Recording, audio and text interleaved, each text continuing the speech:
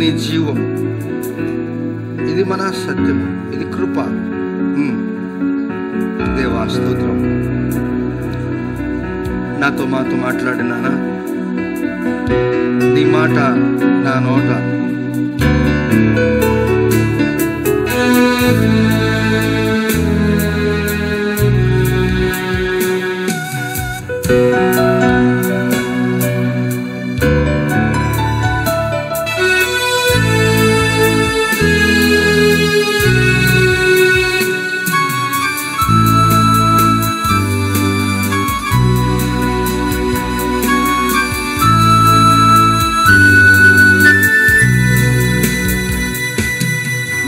పాదరేణువునై నన్నుండిపోని, నీ సేవలో బ్రతుకు తెలవారిపోని.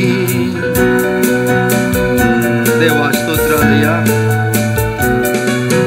నీ పాదరేణువునై నన్నుండిపోని, నీ సేవలో బ్రతుకు తెలవారిపోని. నీ మాట నా నోట జనులంతా వినని, నీ మాట నా నోట జనులంతా వినని. సువార్తతో నన్ను కలవరమే కనని, సువార్తతో నన్ను కలవరమే గనని. కలువారి సిలువ నాకే విలువ, కలుషంబు బాపే కరములు చాచే. కలువారి సిలువ. మహిమగల తండ్రి, నీ పాదములకు వందనాలు. ఇంతవరకు మమ్మల్ని అందరినీ కూడా కాచి కాపాడి సంరక్షించారు. మీ వాక్యము మా పాదములకు దీపము. మేము అలిసిపోయినప్పుడు, బాధలో ఉన్నప్పుడు, కష్టాలు ఉన్నప్పుడు మీ వాక్యమే మమ్మల్ని సేద తీర్చింది. మీ వాక్యమే మా జీవితాల్లో అద్భుతమైన కార్యాలు జరిగించింది. వాక్య స్వరూపైన దేవా, మీకు స్తోత్రాలు. మరికొద్ది సమయము వాక్యంతో గడపాలని ఇష్టపడుతున్నాం. ప్రభువా, మాకు సాయం చేసి నడిపిస్తారని యేసయ్య నామములో ప్రార్థిస్తున్నాము తండ్రి, ఆమెన్. యేసుక్రీస్తు నామములో మీ అందరికీ నా హృదయపూర్వక వందనములు. రండి, పరిశుద్ధ గ్రంథములో నుండి ఎఫెసీయులకు రాసిన పత్రిక 6వ అధ్యాయము, the book of Ephesians chapter 6, 19వ వచనం చదువుకుందాం. మరియు నేను దేని నిమిత్తము రాయబారినై సంకెళ్లలో ఉన్నానో ఆ సువార్త మర్మమును ధైర్యంగా తెలియచేయుటకు నేను మాటలాడ నోరు తెరిచినప్పుడు. చాలు. మరియు నేను దేని నిమిత్తము రాయబారినై సంఖ్యలలో ఉన్నానో అని అపోస్తలు పౌలు, సౌలుగా ఉన్న వ్యక్తి, ఒకప్పుడు సౌలుగా ఉన్న వ్యక్తి విశ్వాసులను హింసించాడు, దూషించాడు, చివరికి చంపాలని కూడా ఇష్టపడ్డాడు. చంపితే కేసు కూడా లేకుండా చేయటానికి ఆయన దమస్కుకు వెళ్తున్నప్పుడు దేవుడు ఆయన దర్శించాడు. దేవుడు ఆయన దర్శించి కేవలం దేవుని యొక్క వెలుగు మాత్రమే చూపించాడు. ఆ వెలుగు చూపించే సమయంలో ఆయన ఎగిరి తన వాహనం నుండి కింద పడిపోయాడు. ఆయన కండ్లలో ఉన్నటువంటి పొరలు అక్కడికక్కడే, అనగా ఆయన కండ్లు మూయబడలేదు, కానీ ఆయన కండ్లన్నీ కూడా అంధకారం అయిపోయాయి. కళ్ళు తెరుస్తున్నాడు కానీ ఏం కనపట్లేదు. అతనితో ఉన్నవారు మాత్రం కళ్ళు కనపడుతున్నాయి. దేవుని బిడ్డలారా, అతన్ని పశువు పట్టుకొని వచ్చి ఏ విధంగా ఒక వ్యవసాయదారుడు పశువుని తీసుకెళ్తాడో అలా అతన్ని నడిపించుకుంటూ వచ్చారు. అననీయ అనేటువంటి శిష్యుని దగ్గరికి తెచ్చారు. తీసుకుని వచ్చిన తర్వాత ఆ మార్గ మధ్యలోనే నీ వెళ్ళు, ఒక శిష్యుడు నీ కొరకు ప్రార్థన చేస్తాడు అన్నప్పుడు వెంటనే దేవుడు అననీయ శిష్యుడికి కూడా చెప్తాడు. ఒక వ్యక్తి వస్తున్నాడు, అతడు సౌలు. సౌలు అనే మాటలకే ఈ శిష్యునికి భయం పుట్టింది. ప్రభువా, అతడు చాలా హింసిస్తాడు ప్రభా, అతని కొరకు నేను ప్రార్థన చేయాలంటే, లేదు నేను అతనితో మాట్లాడాను, అతన్ని సరిచేసినాను, లేను, ఏం భయపడొద్దు అంటాడు. చర్మకారుని ఇంట్లో ఉన్నటువంటి ఆయన, ఇతడు ఎక్కడ ఆ ఇంట్లో ఎతుకుతున్నప్పుడు ఆ యొక్క శిష్యుడి ఇంటికి దిగి వస్తాడు. సౌలుగా ఉన్న వ్యక్తి తల మీద చేతులుంచి ప్రార్థన చేసినప్పుడు ఈ సౌలు కండ్లలో ఉన్నటువంటి పొరలు అక్కడికక్కడికే రాలిపోయాయి. హల్లెలూయా. చూడండి, ఆ దినాల్లోనే ఒక సైన్స్ కార్యము ఎలా జరిగింది, అద్భుతమైన కార్యం జరిగించాడు. ఈ దినం క్యాటరేట్ వచ్చిన పొరలు వచ్చినప్పుడు వైద్యుల దగ్గరికి వెళ్ళి చికిత్స చేసుకొని ఆ యొక్క పొరలు తీస్తారు.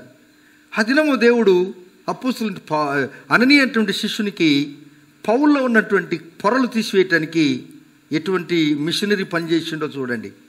దేవుని పిల్లారా, మరి ఈయన ఆ కింది వచ్చిన అపోస్తల కార్యం 9వ అధ్యాయం కింది నుంచి చూసుకుంటున్నప్పుడు ఆ కళ్ళు వచ్చిన తర్వాత వెంటనే ఆయన యేసే దేవుడని ఇక ఎవరికి భయపడకుండా, జంకకుండా, ఏ విషయంలో కూడా వెనుకాడకుండా ముందుకెళ్తున్నాడు. ఈయన మంచి పని చేసినప్పుడు ఈయనను చెరసాల్లో వేశారు. అంతకుముందు ఆయన చెరసాల్లో ఎవరు వేయలేదు. దూషకుడుగా ఉన్నాడు, హింసకుడుగా ఉన్నాడు, బాధించేవాడుగా ఉన్నాడు, చంపేవాడుగా ఉన్నాడు. అటువంటి వ్యక్తిని ఎవరు కూడా సాధన చేయలేకపోయారు. చెడు కార్యములు చేస్తున్నప్పుడు జై కొట్టారు, సలాం చేశారు. మంచి పని చేశావు బాబు, క్రైస్తవులను హింసిస్తున్నావు, చెయ్యి, భలే బాగుంటుంది, చేయమంటున్నారు.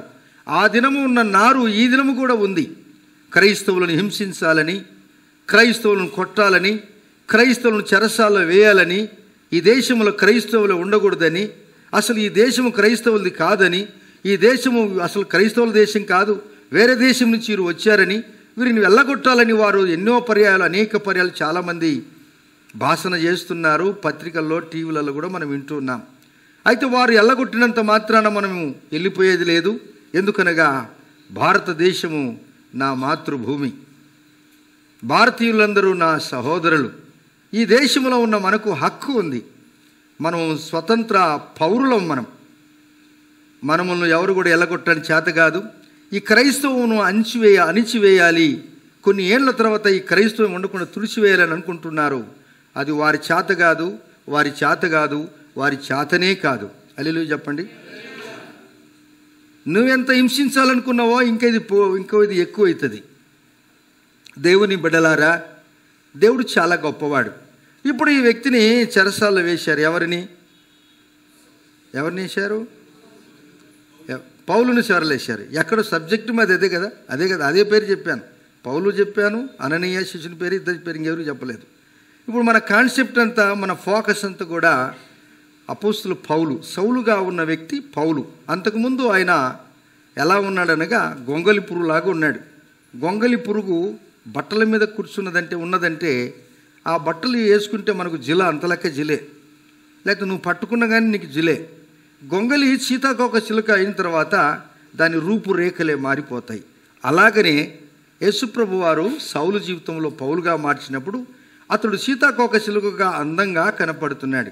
మన చరిత్ర ఒకప్పుడు గొంగలి పురుగు మన మీద కూర్చున్నా, బట్టల మీద కూర్చున్నా మనకు జిల పుట్టిందేమో కానీ కొన్ని పర్యాయాలు మన యొక్క జీవిత వైఖరి అందరికీ అసహ్యంగా మార్చబడినప్పుడు ప్రభువారు నన్ను దర్శించి, నా ప్రియ కుమారుడా నా వైపు చూడు, నేను నీకు ఆనందాన్ని ఇస్తానని చెప్పినాడు.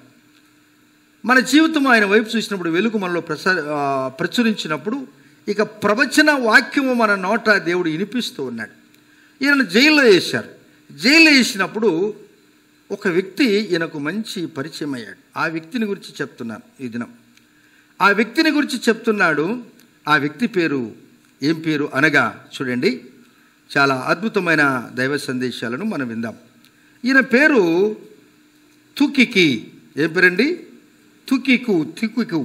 ఈయన పేరు చెప్పటానికి కూడా కొంచెం కష్టమే. తుకికు ఏం పేరండి? తుకికు.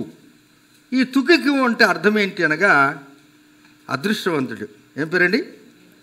యార్ క్యా లక్కీ యార్ తు, నువ్వు లక్కీ మ్యాన్.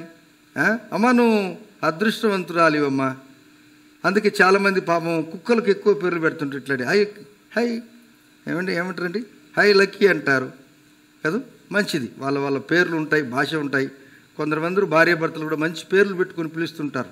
వాళ్ళ పేరు సర్టిఫికేట్లు ఏదున్నా కానీ ముద్దు పేరు ఏదో పెట్టుకుంటూ ఉంటారు. పిల్లలను కూడా వారి సర్టిఫికేట్లు, మన సర్టిఫికేట్లు ఏదున్నా కానీ వారికి ముద్దు పేరు పెట్టుకుంటూ ఉంటారు.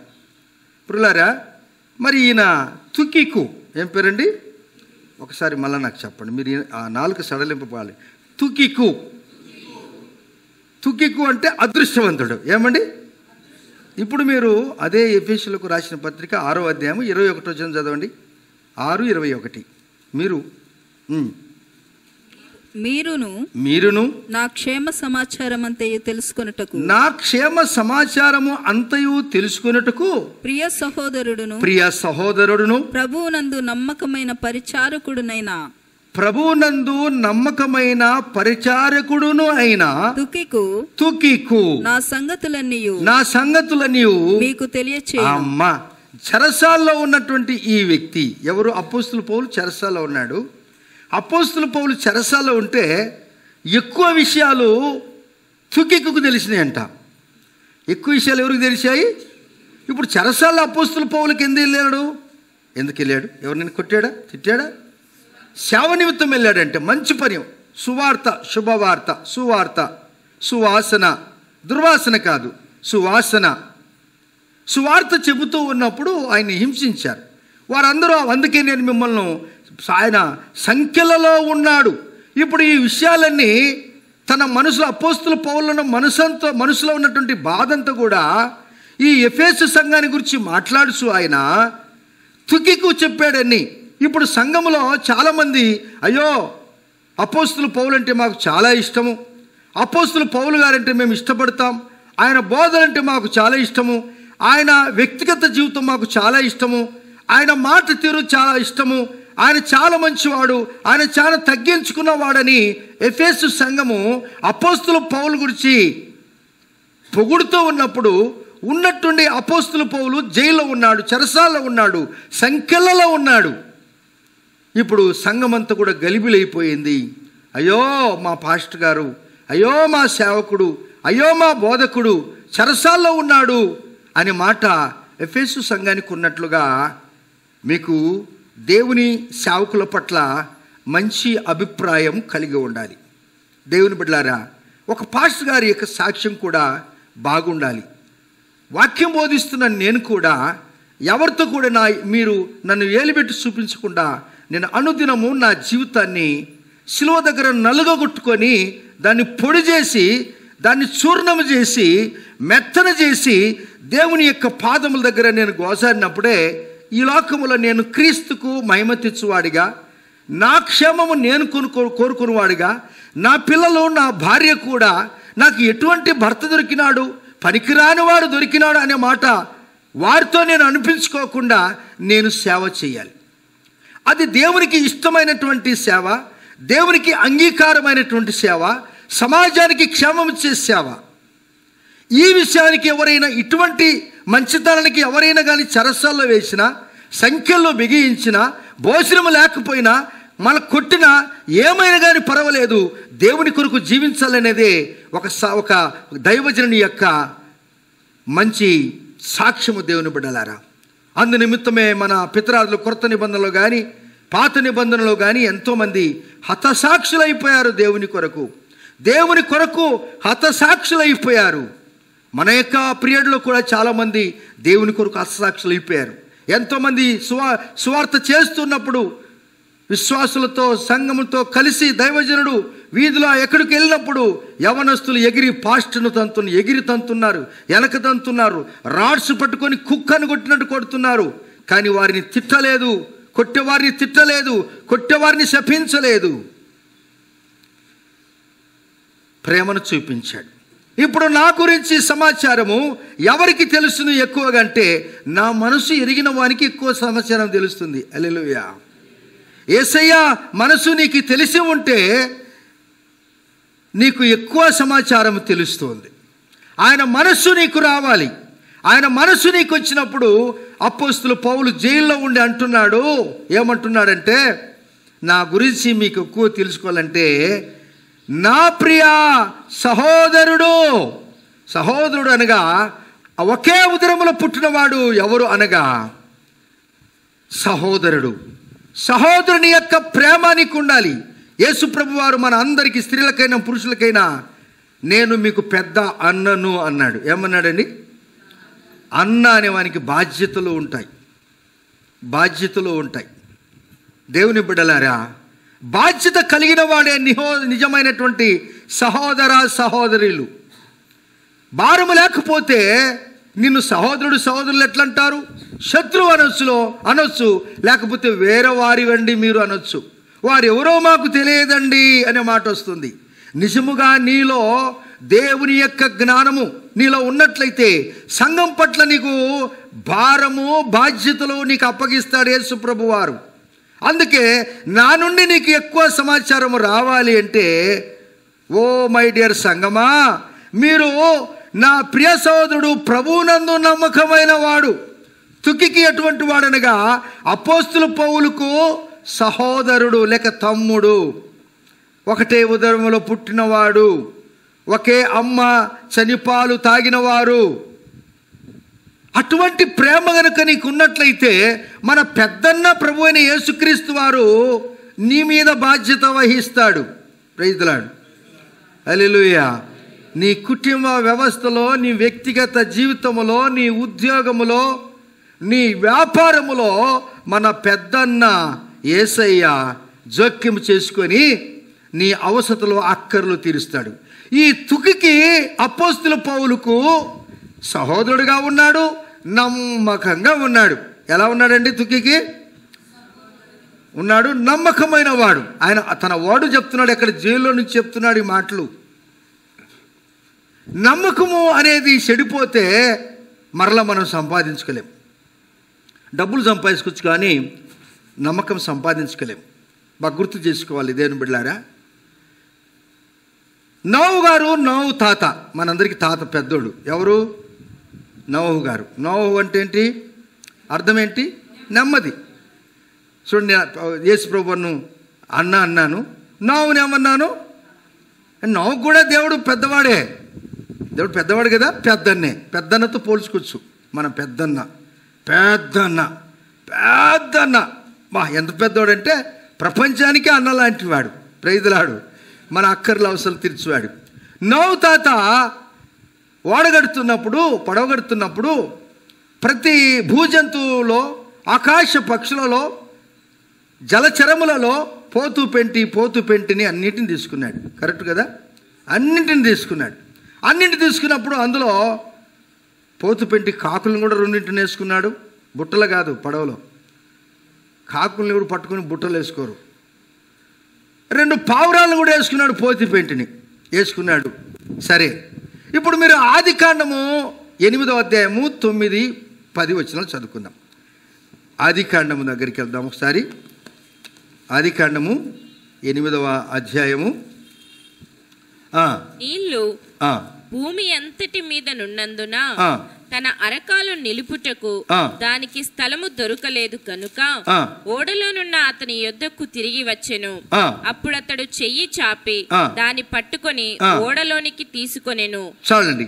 ఈ మాటను మనం చదువుకున్నప్పుడు నీళ్లు భూమి అందంతటా ఉన్నదందువలన అరకాలు నిలుపుటకు దానికి స్థలము లేక పావురానికి ఓడలోనున్న అతని యొద్దకు తిరిగి వచ్చింది. అప్పుడు అతడు చెయ్యి చాపి దాన్ని పట్టుకొని ఓడలోనికి తీసుకున్నాడు.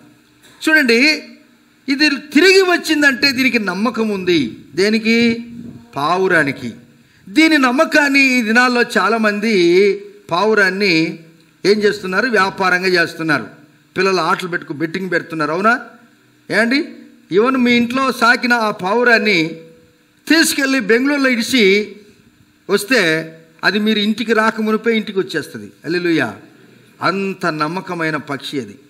అందువల్ల దాని నమ్మకాన్ని వీళ్ళందరూ ఆటగాళ్ళు ఏం చేస్తారనగా ఆదివారం మీరు చూస్తుంటారు, యవన పిల్లలు పావురాలు పట్టుకొని పరిగెత్తు ఉంటారు. చాలామంది ఇళ్ళలో కూడా బుట్టలు వేసుకొని ఉంటారు. మీరు చాలామంది పావురాలు మీకు తెలుసు, బాగానే ఉంటాయి. మీకు తెలుసు, తెల్లగా ఉంటాయి, నల్లగా ఉంటాయి, కొన్ని డాట్గా ఉంటాయి. మీరు ఎక్కువ చూలేస్తారు. మేము పావురం చుట్టానికి మాకు టైం దొరకలేదంటే చర్చి మీద పైన కూడా పావురాలు ఉంటాయి, మీరు చూసుకొని పోవచ్చు. Praise the lord. ఆడ ఉంటాయి, గూళ్ళు ఉంటాయి, చూసుకొని పోవచ్చు. అక్కడ మేనేం సాకట్లేదు, అయ్యే ఎంత దూరం కానీ పోయి అక్కడే ఉంటాయి. సరే, ఏదెట్లయినా ఈ పావురాలు నమ్మకమైన కనుక బెట్టింగ్ పెట్టుకుని ఏ పావురం ముందు వస్తుందని చెప్పి బెట్టింగ్ పెట్టుకుని డబ్బులు చేసుకొని అందులో కొట్లాటలు పెరుకులాటలు కూడా వస్తున్నాయి. పావురము చాలా మంచిది. ఇప్పుడు తుకికి ఎలాంటి వాడు అనగా పావురము లాంటి గుణం గలవాడు. హల్లెలూయా. అనగా తిరిగి వచ్చువాడు, నమ్మకమైన వాడు, విశ్వాసం కలిగిన వాడు. మరలా ఆయన 7 దినములు ఆగి కింద వచనాలుంది, మరలా పావురాన్ని పంపించాడు. మరలా పావురాన్ని పంపిస్తే అంతకుముందు కాలు మోపటానికి కూడా దానికి స్థలము దొరకలేదు. ఇప్పుడు ఎక్కడో కాలు మోపటానికి స్థలం దొరికింది. అప్పుడు తుంచబడిన ఒలీవ ఆకును తీసుకుని వచ్చి నోవహు తాత దగ్గరికి వచ్చేసింది. అమ్మో, అట్లయితే భూమి మీద నీళ్లు తక్కువైపోయినాయని ఎవరు జ్ఞానం ఇచ్చారు నోవహుకు? పావురము తెచ్చిన ఆకు ద్వారా, ఒలీవ ఆకు ద్వారా. ఒలీవ ఆకుని ఎందుకు తెచ్చింది?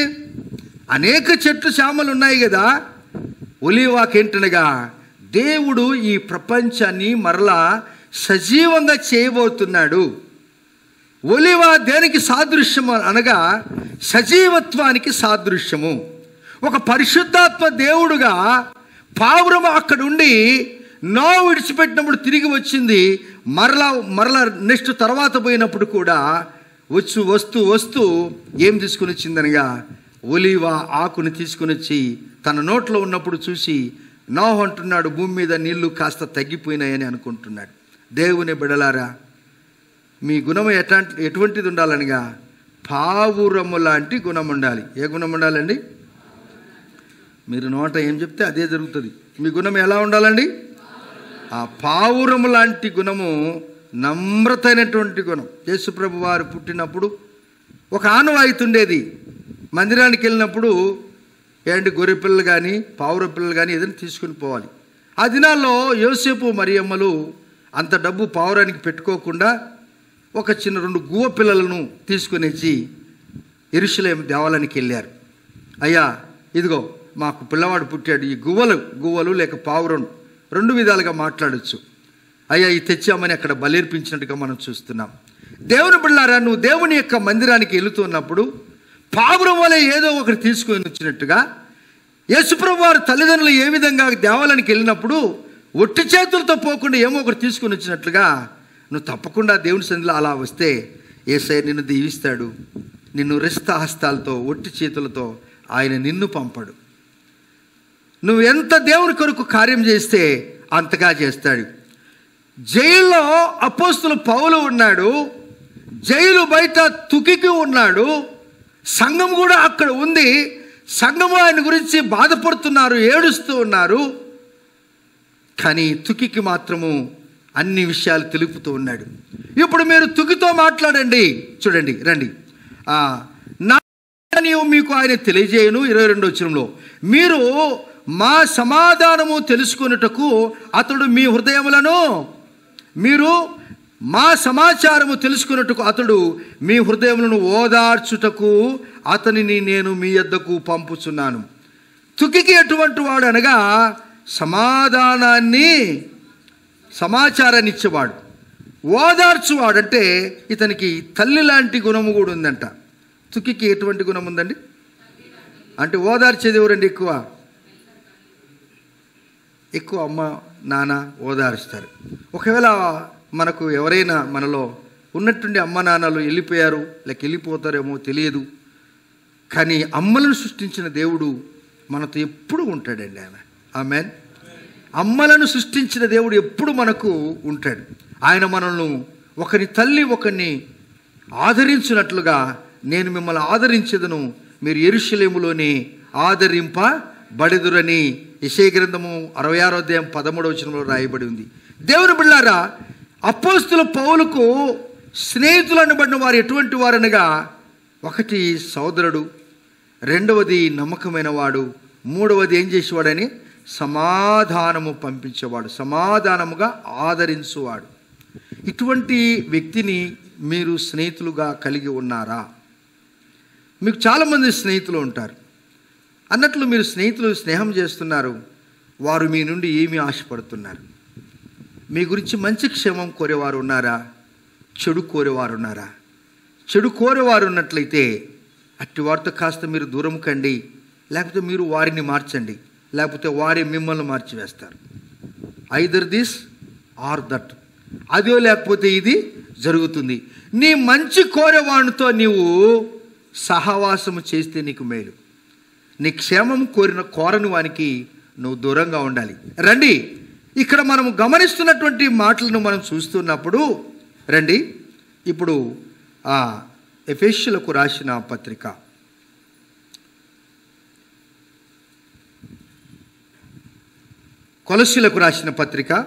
4వ అధ్యాయము 7వ వచనం చదువుకుందాం. 4వ అధ్యాయం 7వ వచనం చదువుకుందాం. ఎస్. ప్రియా సోదరుడును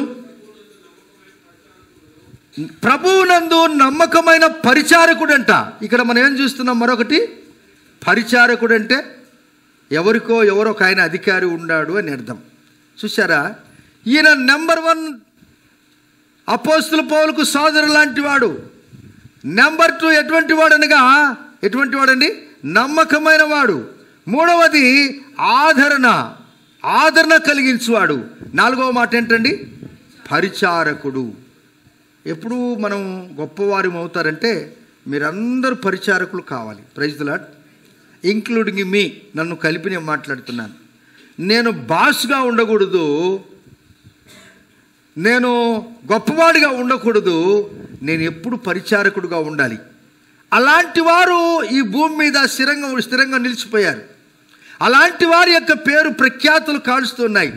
అలాంటి వారి పేర్లు మనము గనుల దగ్గర వింటూ ఉంటాం. దేశ క్షేమము కొరకు ఎవరైతే పాటుపడతారో, ఇతరుల క్షేమం కొరకు ఎవరైతే పరిచారం చేస్తారో, అట్టివారి పేర్లే ఈ సమాజంలో స్థిరంగా నిలిచిపోతాయి. అందుకే యేసు ప్రభు వారు అంటాడు, నేను ఉపచారము చేయించుకుంటకు రాలేదు, నేను మీకు పరిచర్య చేయటకే వచ్చానంటాడు. ఆమెన్.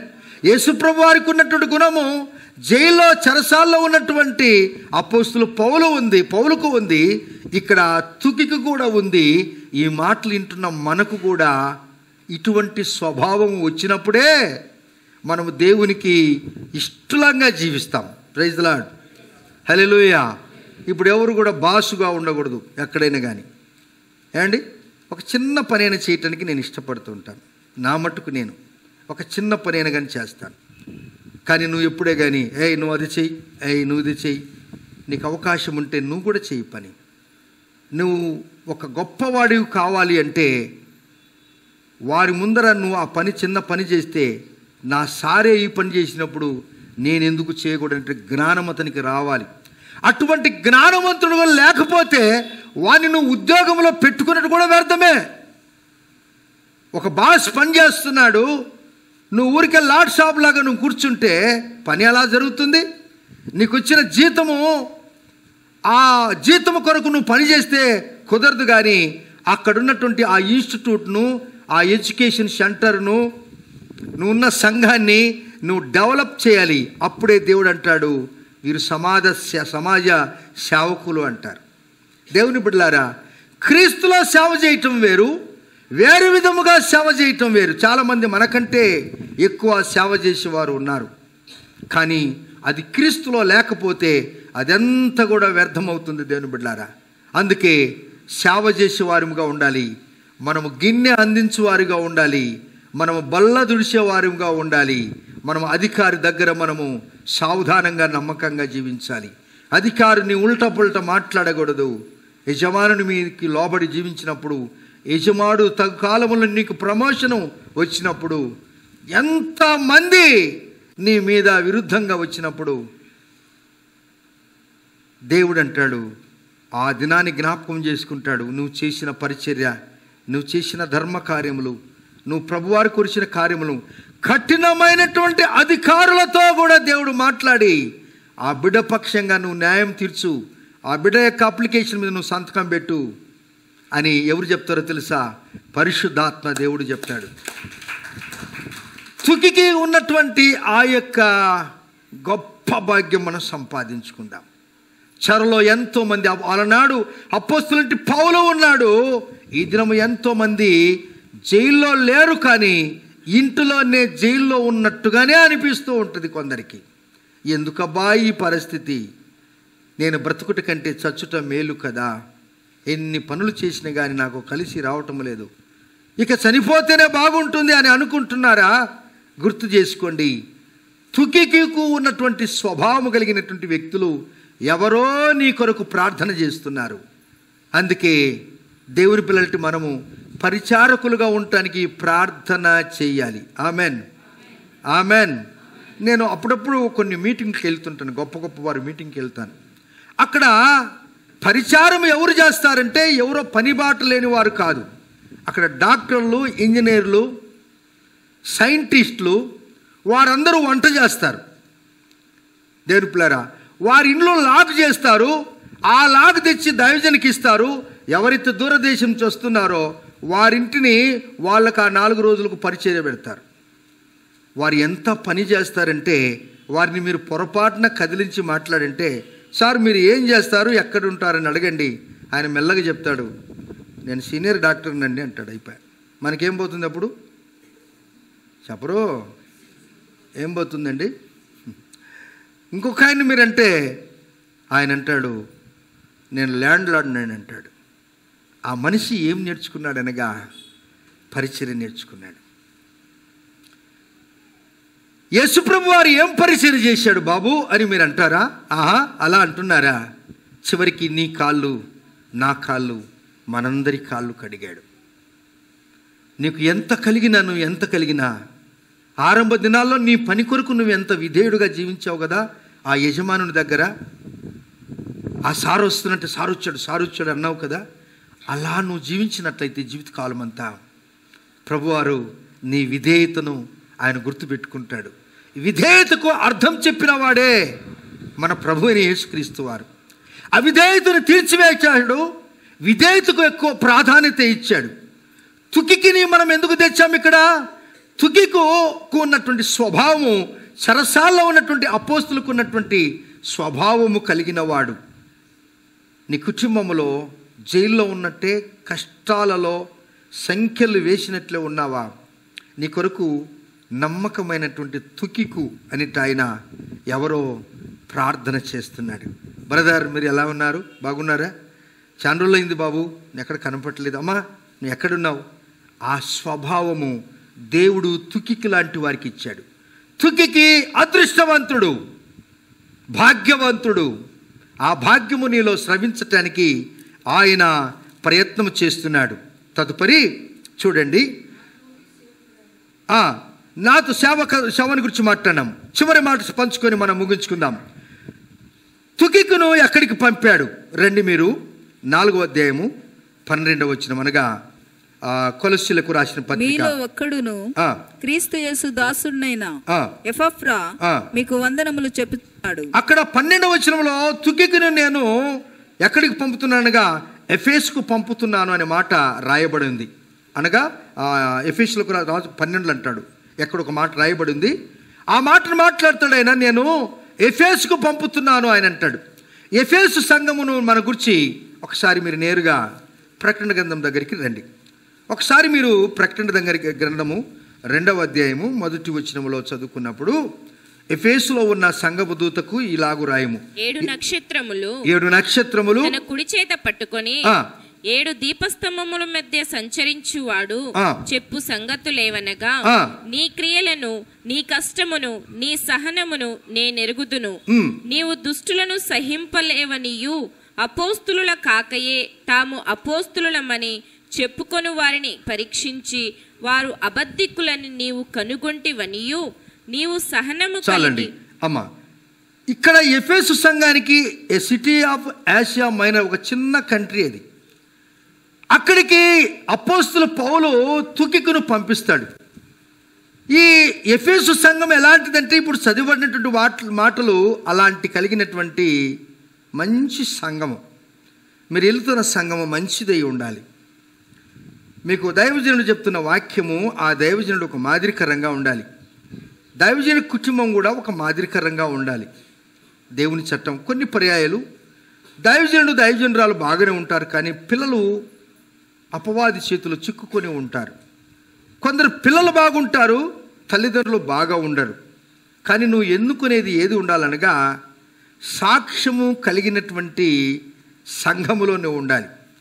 అలాగైతే పరిశుద్ధుడంటూ ఎవరు లేరు ప్రపంచంలో, అది కూడా వాస్తవమే.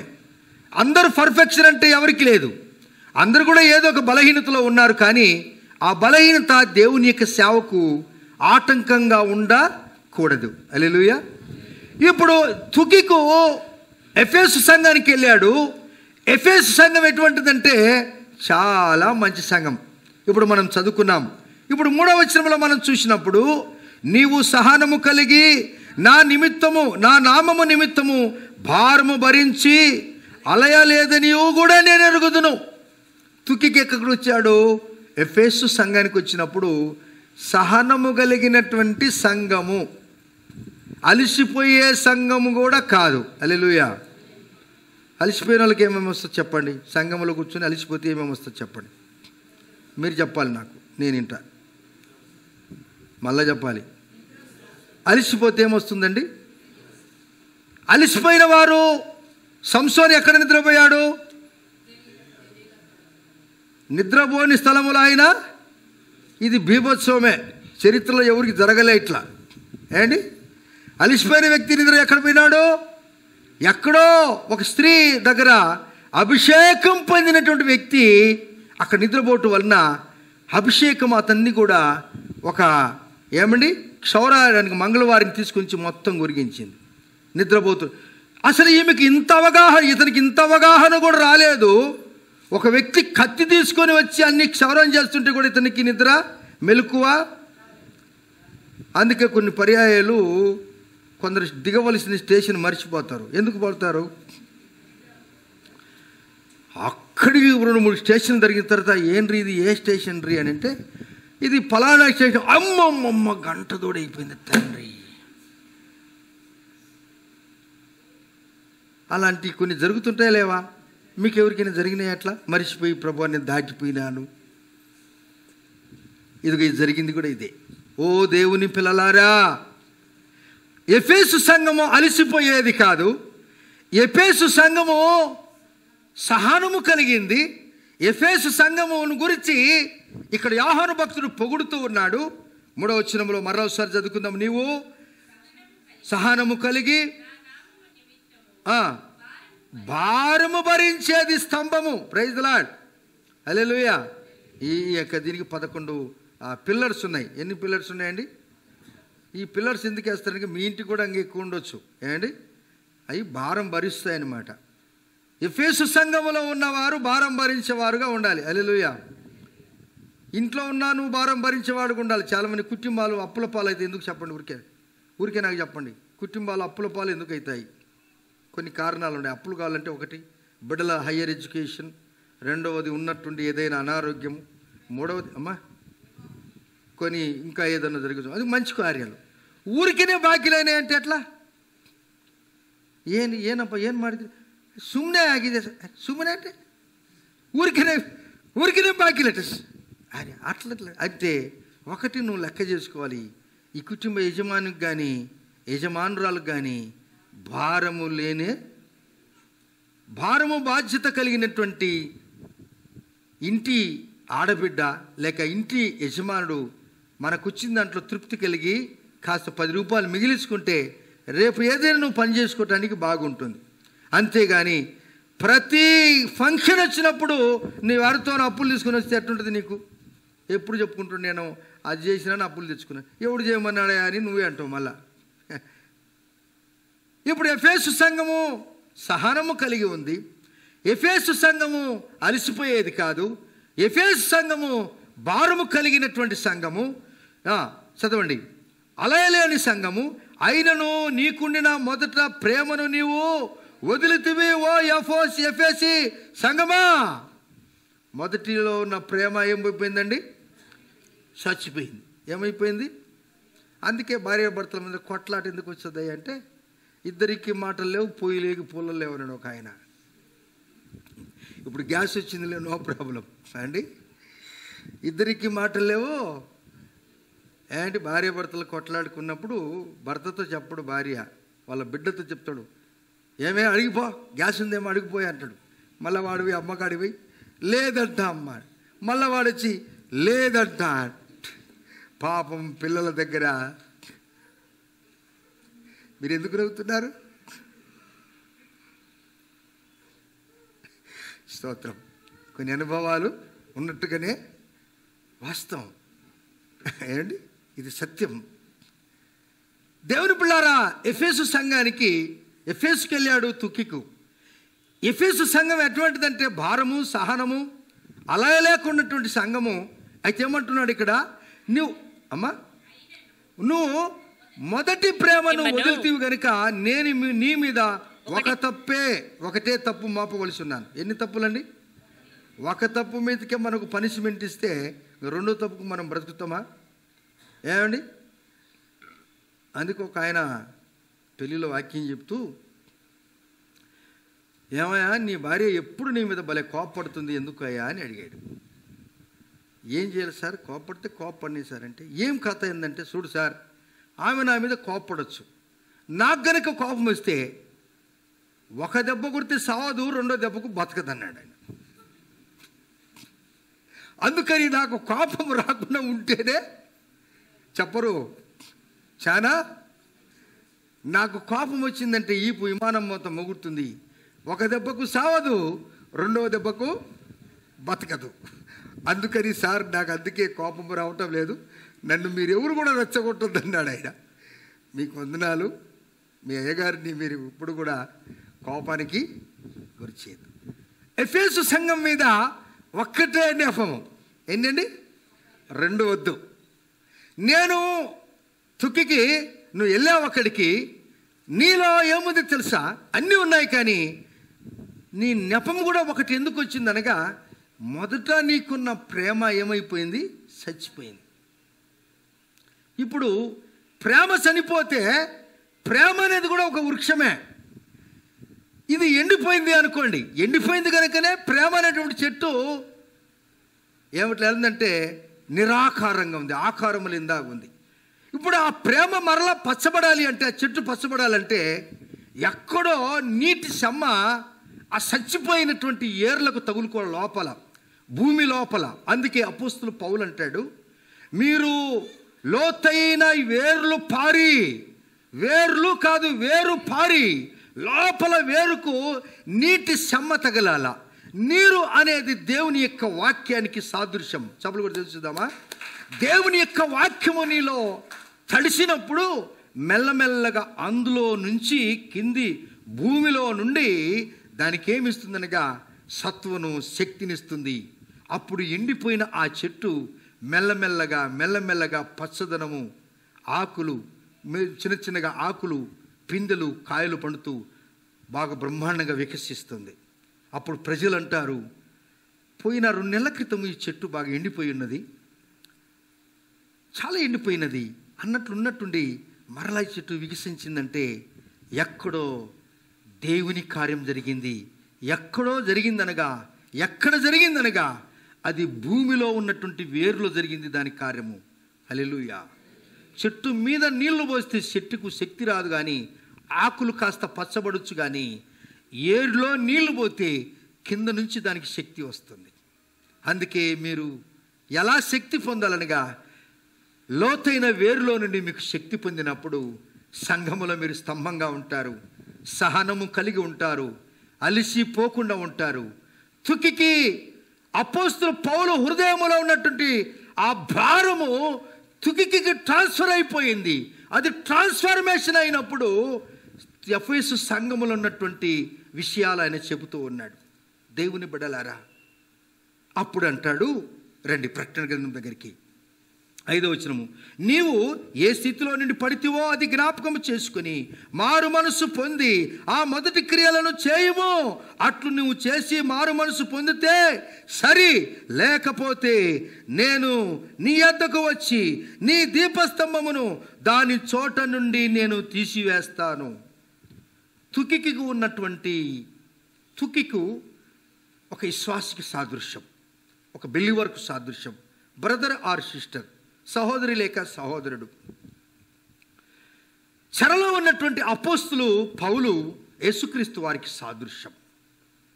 ఇప్పుడు విశ్వాసులకు ఎటువంటి కార్యం ఉండాలనగా, అవును తండ్రి, నేను ఆ మొదటి క్రియను చేయకపోతే నా దీపము ఏమైపోతుందండి? ఆరిపోతే నా జీవితం అంతా కూడా అంధకారం అయిపోతుంది. దేవా, నా దీపము వెలిగించయా, అది సుడిగాలిలోనైనా జడివానలోనైనా ఆరిపోదు. ఎందుకనగా అది నీవే వెలిగించిన దీపము. ఆమేన్. ఈ చెట్టు ఎండిపోయిందని ప్రజలందరూ తిరుగుతుంటే ఎవరు కూడా దాన్ని పట్టించుకోలేదు. చెట్టును సృష్టించిన ఆ దేవుడు ఎండిపోయేది ఇష్టం లేకుండా ఏరులోనే నీటి చెమ్మను పెట్టించాడు. నీటి వాగులో ఒడ్డున ఉన్నది గనుక దాని వ్రేళ్ళు ఆ వాగులో పోతున్నాయి గనుక ఆ నీరు స్రవించి పైకొచ్చేసరికి అప్పుడు అది కొమ్మరెమ్మలుగా చిగిర్చి పచ్చదనమునిచ్చి మనుషులను సంతోషపరిచింది. పక్షులకు గుళ్ళు కట్టుకోవటానికి నివాసం ఇచ్చింది. ఇప్పుడు అంటాడు, నువ్వు వెలిగింపబడకపోతే నేను నీ దీపం తీసివేస్తాను. అందుకే పెద్దలు కూడా అంటుంటారు, యేసు మాట చెప్పాడు. అపోస్తలుడు పౌలు కూడా అంటాడు, మనము నిన్నటి వారిమే. ఎప్పటి వారిమే? ఈరోజు ఆదివారం కదా, మనము శనివారం వారిమే. ఆమేన్. ఎప్పుడు ఏమవుతుందో తెలియదు, ఆయన ఎప్పుడు వస్తాడో తెలియదు, ఆయన రాకడ ఎప్పుడో, మన పోకడ ఎప్పుడో ఎవరికి కూడా తెలియదు. ఇప్పుడు మనం ఏం చేయాలనగా, తుకికు ఉన్నటువంటి ఆ ఆక్రందన, ఆ ఆవేశము, ఆ ఆత్మ జీవితము మనకున్నప్పుడు మనం ఏం చేస్తాం తెలుసా? భారము కలుగుతాము, సహనము కలుగుతాము, ఇంకా ఓపికతో కలుగుతాము, ఇంకా దేవునికి ఇష్టలుగా జీవిస్తాము. కుటుంబ భారం కలిగినటువంటి ఆ ఇంట్లో పెద్ద వికసిస్తుంది. వారేం చేస్తారనగా అనేక మందికి దీవెనకరంగా ఉంటారు. వాళ్ళు చప్పలు కొడదామా? ఎవరైతే దీవెనకరంగా ఉన్నారో అటు వారికి మనం చప్పలు కొడదాం. మన సంఘంలో కూడా చాలా మంది ఇతరులకు దీవెనకరంగా ఉన్నారు. మరలా చప్పలు కొడదాం. అంటే మీకు ఆ పేరు తెలియదేమో కానీ ఈ దినమ చెప్పించాడు, నువ్వు దీవెనకరంగా ఉన్నావు గనుక దేవుడు నిన్ను తారీఫు చేస్తున్నాడని మాట గుర్తు చేసుకోవాలి. క్రీస్తులో నీ ప్రయాస, నీ కష్టము ఏ దినముడు వ్యర్థం కాదు. రండి, దేవుడు ఏదేను తోటకిచ్చినటువంటి మాటలు కొంచెం కింద ధ్యానించుకుందాం. 6వ వచనము అనగా ప్రకటన గ్రంథము 2వ అధ్యాయం 6వ వచనంలో అయితే ఈ మొదటి క్రియ నీలో ఉన్నది. నికోలాయితుల క్రియలు నీవు ద్వేషించుచున్నావు, నేను కూడా వీటిని ద్వేషించుచున్నాను. నికోలాయితులు అనగా దుర్బోధకులు అని అర్థం. ఏమండి? దుర్బోధకులు చాలా మంది తుకికు లాంటి వారిని కూడా చెడుపుతున్నారు, ఉన్నట్టుండి చెడిపోతున్నారు. నీకు అసలు జ్ఞానం ఉంది, నీకు లేదని నేను చెప్పటం లేదు. అయితే ఈ దుర్బోధకుల నుండి, నికోలాయితుల నుండి నువ్వు ఏం కావాలండి? ఈ నికోలాయితుల నుండి, ఈ దుర్బోధకుల నుండి నువ్వు దూరం అయితే తిరిగి నీవు ఆ మొదటి క్రియను చేయగలవు. ఆమెన్. ఈ స్తోమత, ఈ యొక్క ఏమండి, ఈ శక్తి నీలో ఉంది. దేవుడు ఎన్ని అవకాశాలు ఇస్తాడండి మనకు? 1, 2, 3 అనేక పర్యాలు, అనేక అవకాశాలు ఇచ్చాడు మనకు. వీటిని మనము సద్వినియోగం చేసుకుందామా, దుర్వినియోగం చేసుకుందామా? ఎంతమందికి ఇష్టం ఉంటుంది సద్వినియోగం చేసుకోవాలా ప్రభువా? ఎస్ బ్రదర్, మీరు ఆశీర్వాదింపబడిన వారండి, మీరు దీవింపబడిన వారు. ఈ భూమి మీద మీరు ఒక మాట, ఈ తుకికు అనేట ఆయన పేరు అర్థం ఏంటండి? అదృష్టవంతుడు. ఏమండి? మనం అదృష్టవంతులం. దేవునికి మహిమ కలుగును గాక. లాస్ట్ వచనం చదువుకుందాం. 7వ వచనంలో, చెవి గలవాడు ఆత్మ సంగములతో చెప్పుతున్న మాట వినుగాక. ఏం గలవాడు? చెవులు గలవాడా, చెవి గలవాడా? చెవి గలవాడు. ఒక ఆమె ఎప్పుడు ఇట్లా అంటుంది, ఎప్పుడే కానీ ఇట్లా అందు, కానీ ఒక రోజుకి ఎప్పుడు ఇట్లా అంటుంది. ఎందుకంటే పెద్ద ఏమి జుంకిలో ఏమి చేపించుకున్నదంట, అవి కూడా కదలాలంట ఇట్లా. దేవుని 2 చెవుల గురించి దేవుడు చెప్పలేదు. నీ చెవి ఆత్మ చెవి కలిగి ఉండాలి. హల్లెలూయా. నువ్వు పెట్టుకో బంగారం, అది నీ సొత్తు, నీ సొత్తు నువ్వు పెట్టుకో. దేవునికి స్తోత్రాలు. మేమేం చెప్పం దాని గురించి. బంగారము దాచిపెట్టుకో. దొంగల గురించి కూడా జాగ్రత్త అని కూడా చెప్తాను. ఏమండి?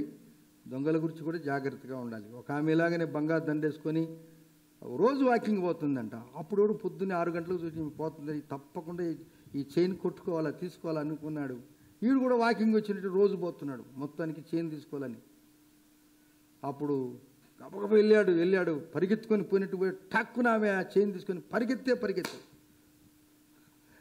ఆమె ఉన్నట్టు నక్కున్నదంట లోపల. వీడు మళ్ళా వస్తాలే అని చెప్పి అల్లెలి చెప్పరు, మళ్ళీ వస్తాలే అనుకున్నాడంట. వాడు అంత దూరం వెళ్ళి, వాడు దొంగోడు కదా, అన్నీ తెలుసు ఆయనకి, ఇది నకిలీనా అసలు అని. అది రోల్డ్ గోల్డ్ అని చూసి వాడు అట్టు తిరిగి పోయి నీ ముఖం పాడుగా ఇది ఇతను చేసుకొని చేసి వెళ్ళిపోయినట్టాడు. పిల్లారా. అందుకని ఎప్పుడన్నా చాలామంది రోజు బంగారం వేసుకుంటోళ్ళు బంగారం ఎక్కడైనా పెట్టినప్పుడు ఏం ఇది లేక అయ్యో లేదు బంగారు వేసుకునేవాడిని అయ్యో ఓ రోల్డ్ గోల్డ్ అన్నా ఒక నకిలితోనే వేసుకొని పోతుంటారు. పాపం మీకు వందనాలు. దేవుడు మిమ్మల్ని దీవించును గాక. నకిలి కాకుండా అసలు సంపాదించుకొని జాగ్రత్త పెట్టుకోండి. ప్రభు మిమ్మల్ని దీవిస్తాడు. ఎందుకనగా మన పితరార్థులు అబ్రహాం, ఇస్సాకు, యాకోబు, షారాకు వారు కూడా మంచి బంగారం వస్తువులతో అలంకరించారు. జాగ్రత్తగా ఉండమని దేవుడు చెప్తున్నాడు. ఇప్పుడు నేను ఈ వాక్యం ఎందుకు చెప్పాను ఈ మాట అంటే, సంఘముతో చెవి గలవాడు, ఆమేన్, ఏం గలవాడు? దేవునికి స్తోత్రాలు. అందరికీ 2 చెవులు ఇచ్చాడు కానీ కనిపించని చెవి మనకు ఉండాలని ప్రభు కోరుతున్నాడు. ఈ చెవులు వినటానికి కరెక్ట్ కదా, ఈ చెవులు వినటానికే కానీ ఈ చెవును బాధపడతాను. కుట్టి ఒక్కొక్కరికి 5-6 గట్టిస్తుంది ఆ తల్లి, 5-6 గుట్టిస్తుంది. ఎంత చెవును నొప్పి చేసేది చాలామంది గ్రామాలలో మనం చూస్తుంటాం. ఈ ముక్కుకు ఈడ కూడా కుట్టి బాబా పాపం. దేవునికి స్తోత్రం. మనం ఏం చెప్పలేము వారి గురించి. శరీరాన్ని గాయంపరచొద్దని కూడా ప్రభు చెప్తాడు. ఆ తర్వాత ఈ చెవిగలవాడు ఆత్మ చెప్తున్న మాటలు సంఘమాలకు చెప్తున్నాడు. యేసయ్య ఏ సంఘానికి చెప్పాడు? ఎఫెసు సంఘానికి ఎవరు? తుక్కికి వెళ్ళాడు. తుక్కికి వెళ్ళాడు. ఇప్పుడు చెప్తున్నాడు అన్నీ ఉన్నట్టు చెప్పాడు. పాస్టర్ గారు ఉన్నట్టు చెప్పాడా, పక్క చెప్పాడా? ఏం చెప్పరు మీరు? ఉన్నట్టు ఉన్నది చెప్పిన వాడే మీ ఇంట్లో ఉన్న అద్దం నీకు కరెక్ట్ చెప్తుంది. నీ పేరు గల మనిషి అద్దం ఎదురుగునంటే అది నీ పేరు మనిషే చెప్తుంది. నువ్వు బట్టం పైది వేసుకోలేదంటే వేసుకోవాల్సిందే. ఎవరు అద్దం చెప్తే నువ్వు తల బాగా దూకలేదంటే చెప్తుంది. అది అద్దం చెప్తుందా లేదా? భాష లేకపోతే నీకు అర్థమవుతుంది. హల్లెలూయా. ఇప్పుడు దేవుని యొక్క వాక్యము అద్దం కంటే గొప్పది, ఉన్నట్టు చెప్తుంది. వాక్యము సుత్త లాంటిది, వాక్యము అగ్ని లాంటిది, వాక్యము సాకలవాని సబ్బు లాంటిది. నిన్ను ఉతికి మైల తీసివేసి ఎండేసి ఇస్త్రీ చేస్తే అప్పుడు నువ్వు వేసుకుంటే ఆ షర్టుకు ఆ బట్టలకు ఏమొస్తుందండి? నీకు ఘనత వస్తుంది, ఎండ వచ్చేస్తుంది, ఘనత వచ్చేస్తుంది. లేకపోతే మైల బట్టలు వేసుకుంటే అందువలన ఆ బట్టలు అనేది మలినం పోయినప్పుడు దేవుడు నీ జీవితాన్ని ఏం చేస్తాడు? ఆశీర్వదిస్తాడు. చివరి మాట అంటాడు దేవుడు, చెవిగలవాడు ఇనుగాక, జయించువానికి దేవుని పరదేశులో ఉన్న జీవవృక్ష ఫలములు భుజింతురుగాక. ఆమేన్. భుజింపనిస్తాడు ఆయన. ఇప్పుడు ఈ మాట ఆది కాండములో ఉన్న మాట ఇది. వారందరూ ఎవరు? ఆదామవ్వలు దేవుని మాటను తిరస్కరించి ఈ చెట్టు వృక్ష ఫలములు భుజింపలేక వారికి మరణము సంప్రాప్తమైంది. ఇప్పుడు దేవుడు మనకు తిరిగి దేవుని యొక్క కృప చేత తిరిగి ఏం చేస్తున్నాడు? ఆయన మనకు తిరిగి జీవవృక్ష ఫలాలు ఇచ్చి యుగయుగములు దేవునితో జీవించే కృపను ఇవ్వబోతున్నాడు యేసయ్య. ఆమేన్. ఆదామవ్వలు కోల్పోయారు. యేసయ్య ద్వారా, 2వ ఆదాము ద్వారా మనకు దేవుడు మరలా మనకి ఏం చేస్తున్నాడు? పరదేశులో ఉన్న జీవవృక్ష ఫలములు వారికి ఇవ్వబోతున్నాడు. అప్పుడు మనం యేసయ్య దగ్గర శాశ్వతంగా ఉంటాం. మనకు మరణము లేనే లేదు. దేవుని దగ్గర ఎప్పుడు మనం జీవిస్తాం. ఆ దేవుని ఆరాధించటానికి, స్తుతించటానికి, ఎప్పుడు దేవునితో ఆరాధించటానికి మనం ఏం చేయాలనగా తుకికు ఉన్నటువంటి ప్రేమ, సేవాభారము, అలయక ఉండే సంఘములో మనం జీవించినప్పుడు అపోస్తులు పౌలును మనము సంతోషపరిచినట్టు వారుగా ఉంటాం. అపోస్తులు పౌలు కంటే గొప్పవాడు మన ప్రభు అయిన యేసుక్రీస్తు వారు. ఆయనను మనం సంతోషపరచాలంటే తుకికు ఉన్నటువంటి ఆ యొక్క ప్రేమ, ఆ యొక్క భారం మనం కలిగి జీవిద్దాం. మోకరించి దేవుని స్తుతిద్దాం. ప్రభువానికి స్తోత్రాలు. నాయనా, మేము జీవవృక్ష ఫలములు భుజించటానికి మాకు తిరిగి తుకికు లాంటి భక్తులను మీరు పంపించారు. అపోస్తులు పౌలు క్రీస్తు యేసుకు సాదృశ్యంగా ఉన్నాడు. నేను క్రీస్తు యేసును పోలి నడుచుకున్న ప్రకారము మీరు నన్ను పోలి నడుచుకోండి అన్నాడు. ఎఫెసు సంఘము చాలా మంచిదే. ఎఫెసు సంఘము చాలా మంచిదే. నీ క్రియలు, నీ కష్టము, నీ సహనము నేను ఎరుగుదును. నీవు దుష్టులను నీవు సహించలేవు. నీవు చాలా మంచివాడివి. అయితే నీకు మొదట ఉన్న ఆ మొదటి క్రియ నీకు దూరం అయిపోయింది. మొదటి ప్రేమ దూరమైపోయింది. నీవు ఏ స్థితి నుండి పడితివో అది జ్ఞాపకం చేసుకుని మారు మనసు పొందితేనే సరి, లేకపోతే నీ దగ్గర నుండి ఆ దీపాన్ని తీసివేస్తానన్నాడు.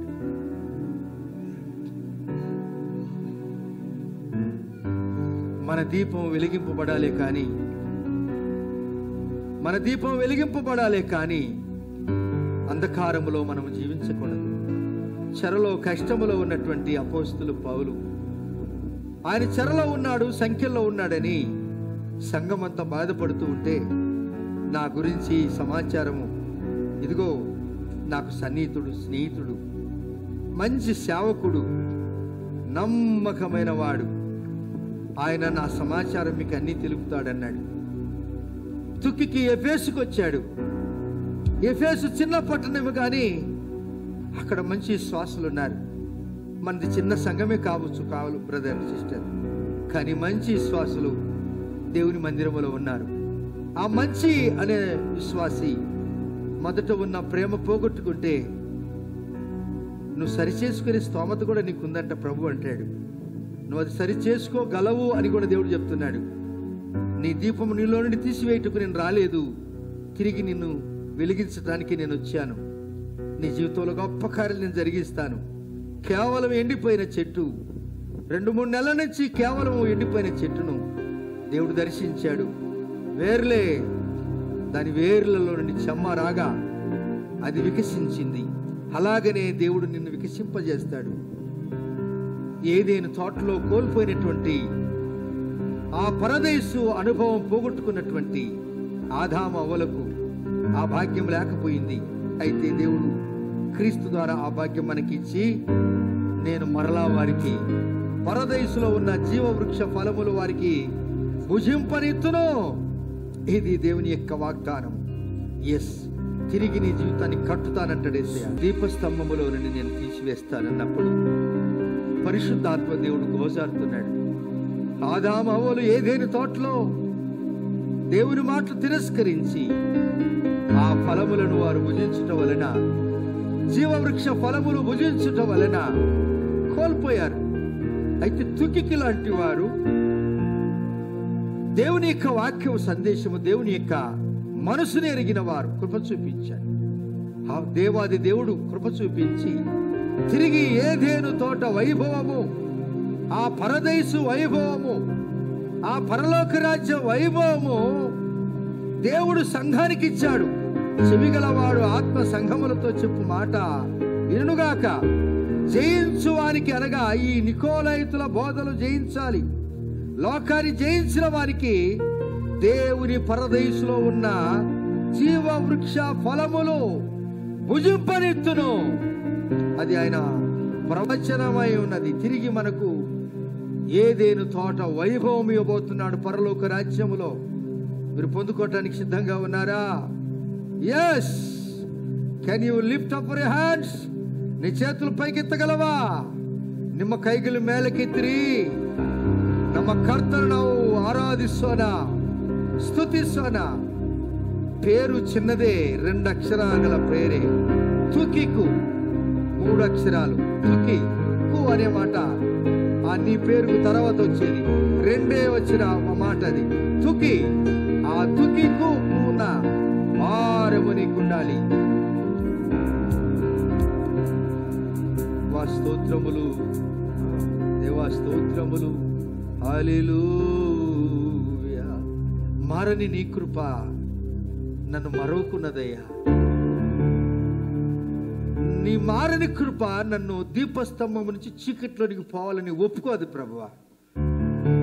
నేను నీకు ఇష్టడుగా జీవిస్తాను కనుక ఈ లోకములో నేను దీపమై ఉంటాను. నా దీపాన్ని ఎవరు కూడా ఆపడానికి చేత కాదు. అది ఏమైనా సరే, అది సుడిగాలైనా, పెనుగాలి అయినా, కష్టాలైనా, నికోలైతులు బోధలైనా, వాటిని ఎదిరించే శక్తి మాకు ఇచ్చావు. ఆ మొదటి ప్రేమ నువ్వు పొందుకునే ఆ జ్ఞానం కూడా నీకుందంట దేవుడు చెప్తున్నాడు.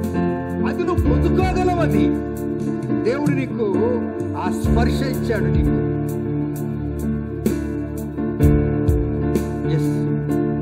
నీవు వెలిగించిన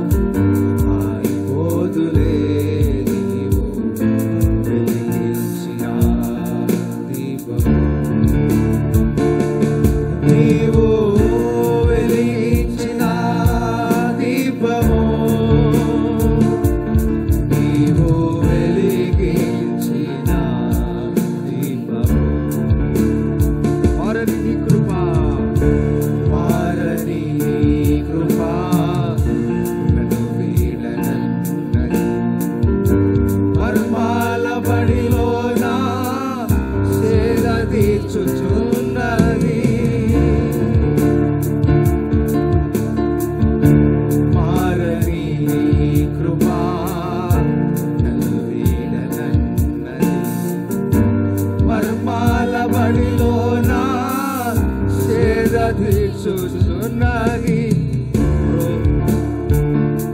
ప్రోగించుచున్నది ప్రతి చోట సాక్షిగా ప్రోగించుచున్నది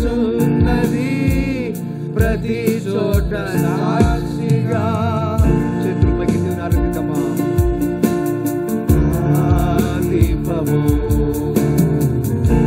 యేసయ్యా నీవు వెలిగించినావు, సుడిగాలిలోనైనా జడివానలోనైనా ఆరిపోదులే నీవు వెలిగించిన దీపము. పశ్చాత్తాపడి కృపచ్చాడు. నీవు వెలిగించిన దీపము, నీవు వెలిగించిన దీపము, నీవు వెలిగించిన దీపము.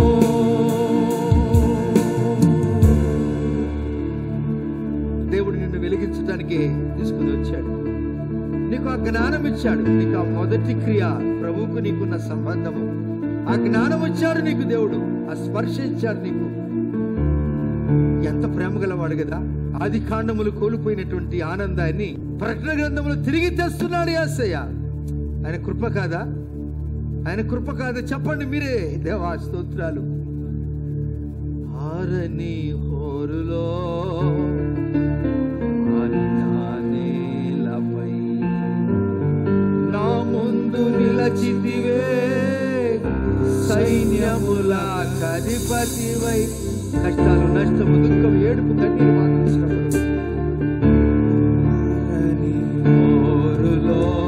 ఏం చేయాలి అర్థం కాని స్థితిగతులు. అయితే నీ ముందుకు రాలేదు ఆయన. వెలసితివే, సైన్యముల అధిపతివై, పరక్రమశాలివై నిలిచావు కాపరి, పరక్రమశాలివై నిలిచావు కాపరిగా.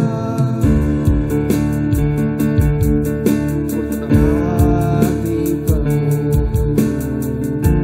యేసయ్యా నీవు వెలిగించినావు, సుడిగాలి స్తోత్రాలు తండ్రి.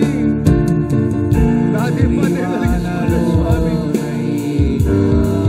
నాయనా నేను తిరిగి నా జీవితాన్ని కట్టుకుంటానయ్యా. వెలిగించిన దీపము నీవు, వెలిగించిన దీపము, మనము కిన్నులై ప్రభు సన్నిధిలో నీవు వెలిగించిన దీపము, నానా వెలిగించిన దీపము.